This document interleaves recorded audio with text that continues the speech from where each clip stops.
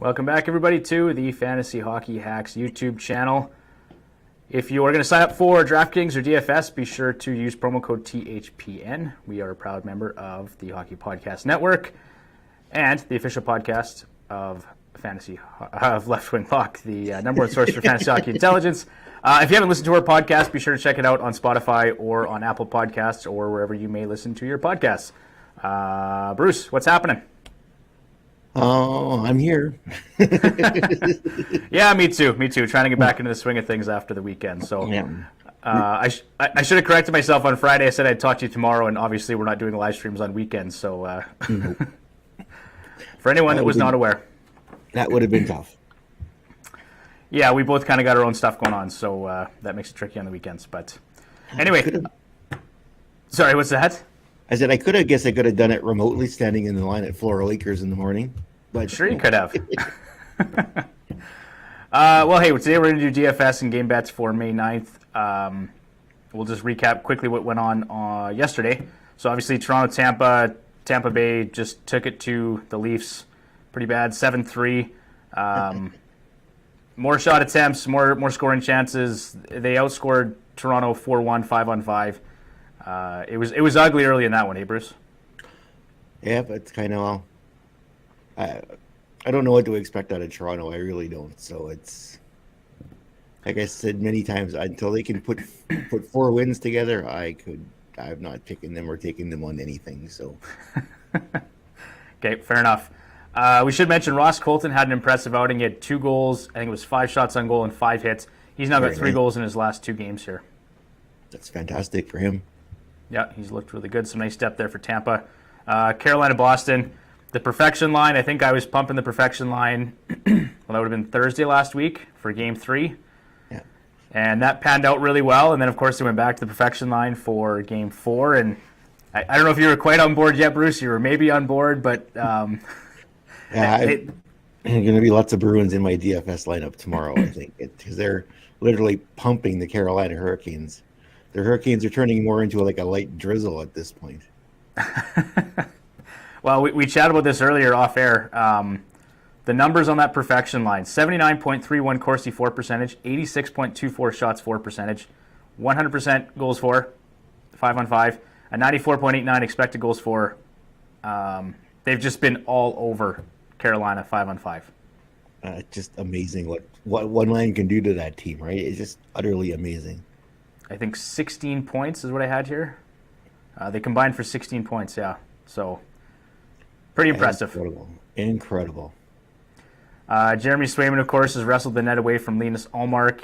He's been good. .925 save percentage, a 2.00 GAA, and a .710 goals saved above average. Meanwhile, Linus Ullmark has looked not very good. 4.16 goals against average and .860 save percentage. No, and I guess to be fair to Linus too, he didn't have the perfection line playing in front of him as a regrouped line either. So they didn't go back to the perfection line until they put Swayman in that. So that's fair. That's a good point there, Bruce. Okay, let's talk about Minnesota and St. Louis. The story there actually has been Ryan O'Reilly and David Perron. They've got a total of 6 points, 3 goals, 9 shots on goal, and 11 scoring chances for in that game yesterday. This is like I said before, this is a heavyweight tilt. These two teams are going to pound the crap out of each other for the next. Yeah. This series is going 7. I would be stunned if it goes to anything less. I was surprised to see Binnington get the start though. That did surprise me. Yeah, me too. He actually got his first win since the Blues Cup run in 2019. So I'm sure he's feeling good. Yeah, absolutely. And they're going to need some solid goaltending here to continue on in this series. Well, he provided that yesterday. 28 saves, 2.00 GAA, a 933 save percentage. Some good stuff out of Binnington. Very good. Good for him. Yeah. Maybe that contract will look a little better next season. Absolutely. If he can take the ball and carry with it here in the Blues net, that would be a big boost for him and a big boost for the team. Because like you said, they've got some pretty good money and some pretty good term set up in him. For sure they do. And then last but not least from yesterday, the Edmonton Oilers and LA Kings. The Oilers just weren't good enough. That was pretty evident from the get-go. I think they're outshot 31-13 or something like that after 2 periods. It was ugly. Almost got the impression that they thought that this was going to be easy after blowing them out 2 games in a row.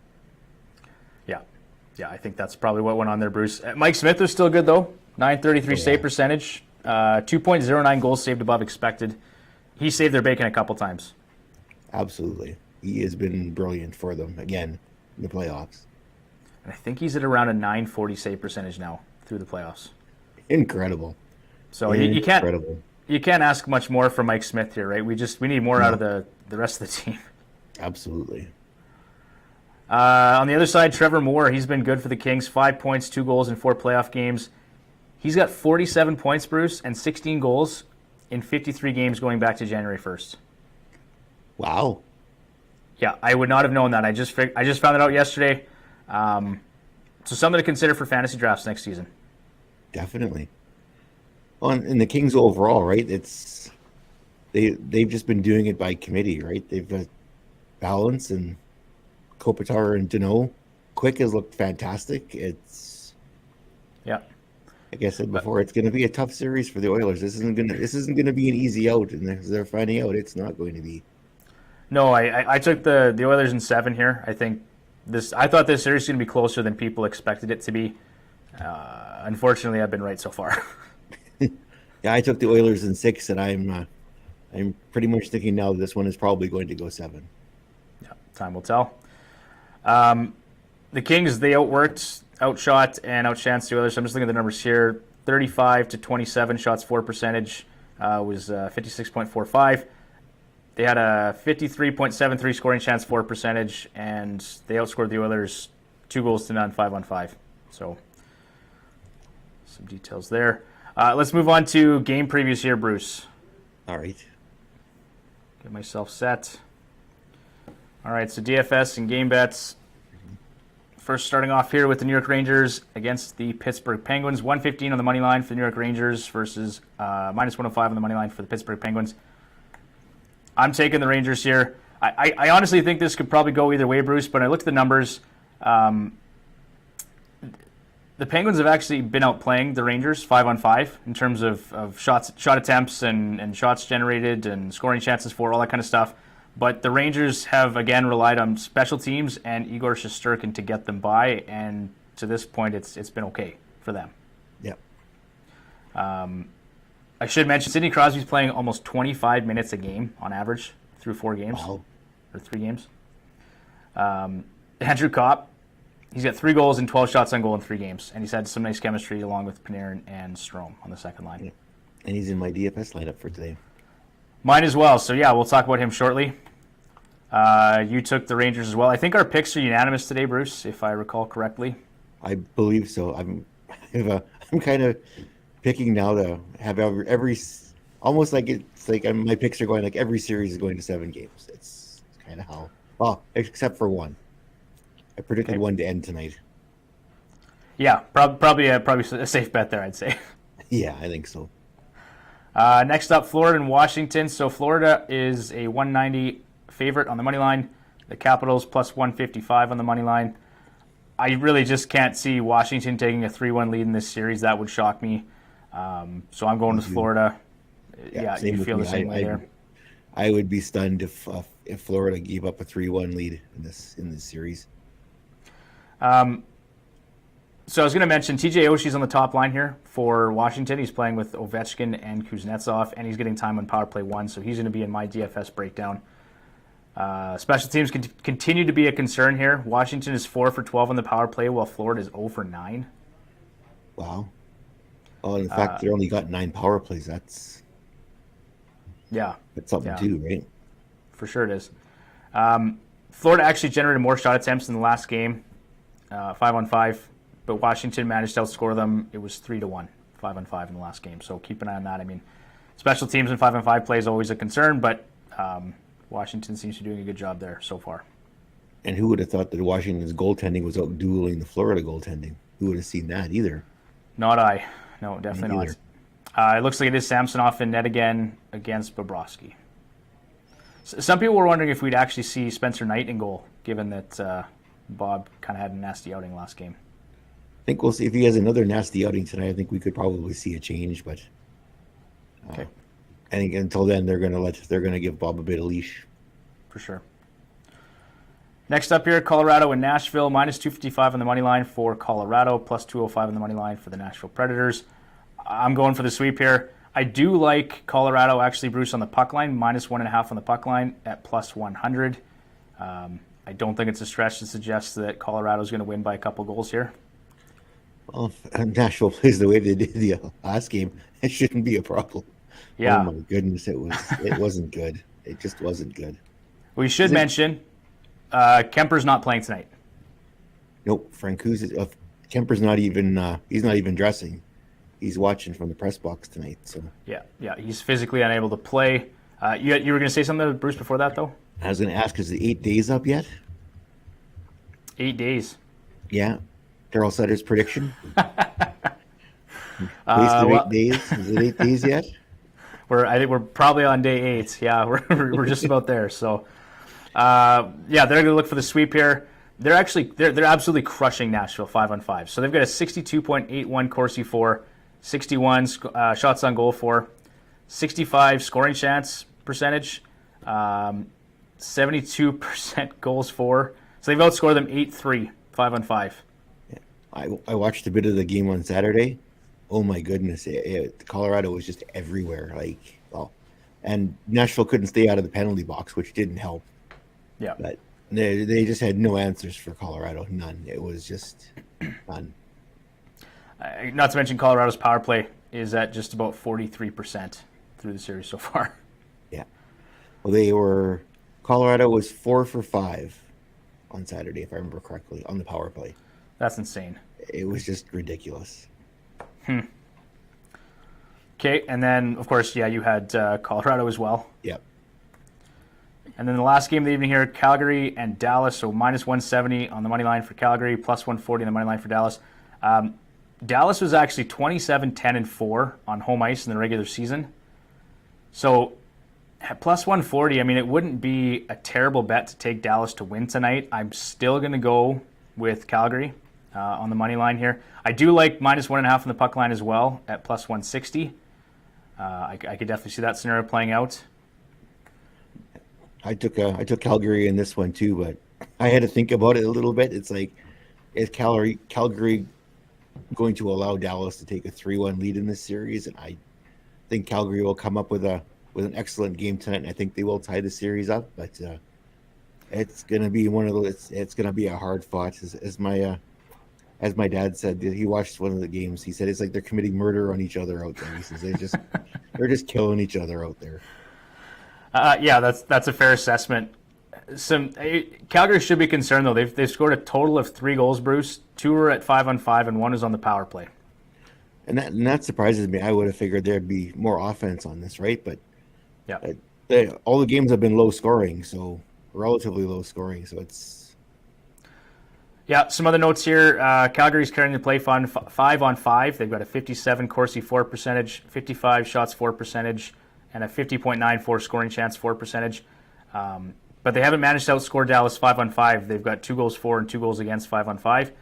Ottinger's been brilliant. 1.01 goals against average, a 969 save percentage, and a 5.54 GSAA.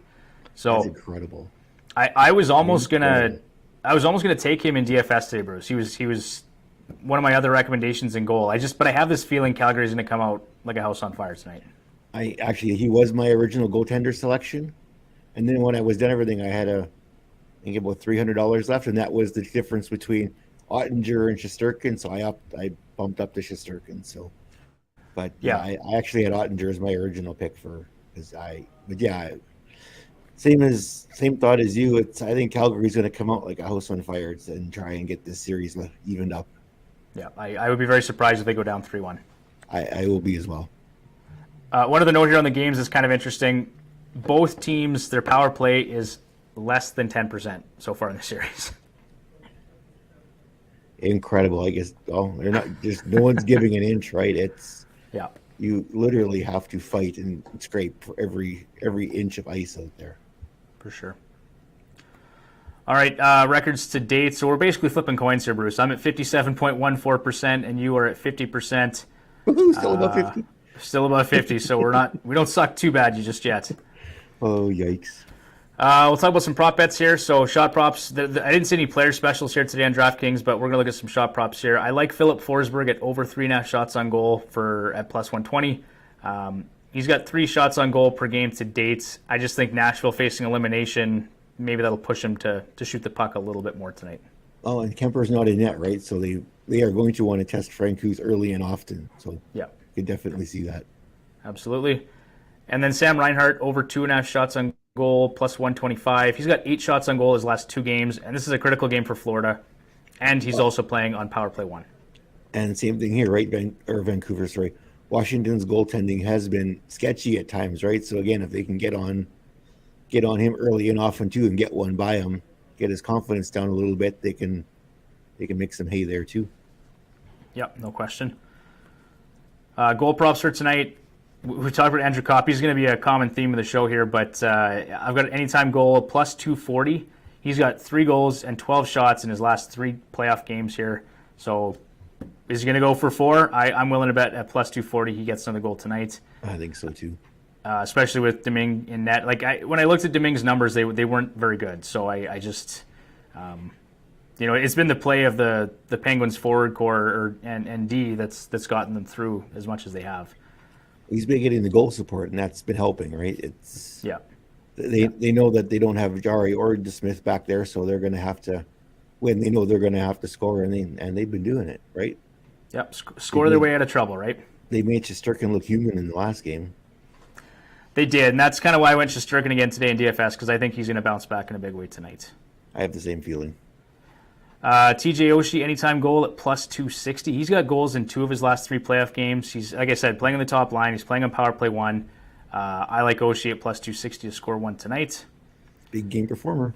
He is, yep. And then Cale Makar. Hard to bet against this guy. Anytime goal hard. plus 200. Yeah. 2 goals and 16 shots on goal in 3 games to date. And I didn't even look at the shot attempts, but it would be well above that. Yes. If you want to score, you got to shoot, right? And this guy shoots a ton. He sure does. All right, looking at DFS picks for today. I like Ryan Strome as a value pick at $4,300. In DraftKings, it'll show 9.1 fantasy points per game, but he's actually at 19.5 through the playoffs here so far. Oh, wow. Yeah, and so playing with Copp and with Panarin, I think that's a great option.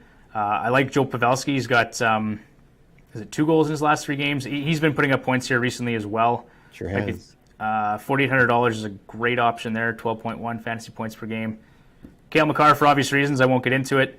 Igor Shesterkin, for some of the reasons we mentioned earlier. TJ Oshie at $3,400. He's averaging 10.6 fantasy points per game his last 3. And then a stack I like for tonight is Nazem Kadri, Gabriel Landeskog, and Cale Makar.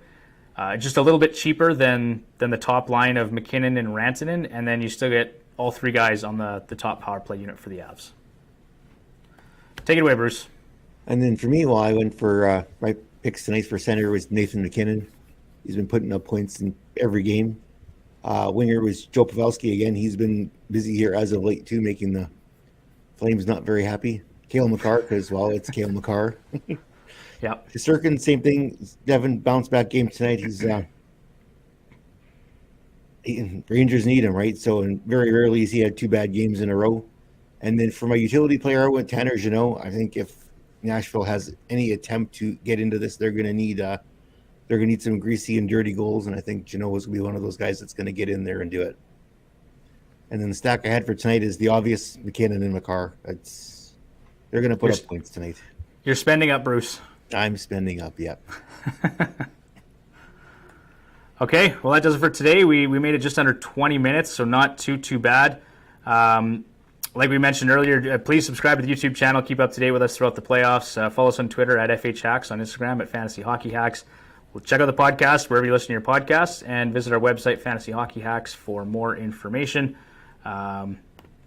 Bruce, we'll be back again tomorrow, same time, same place, and looking forward to this night's game. Sounds good. We'll see you then. All right, take care, my friend.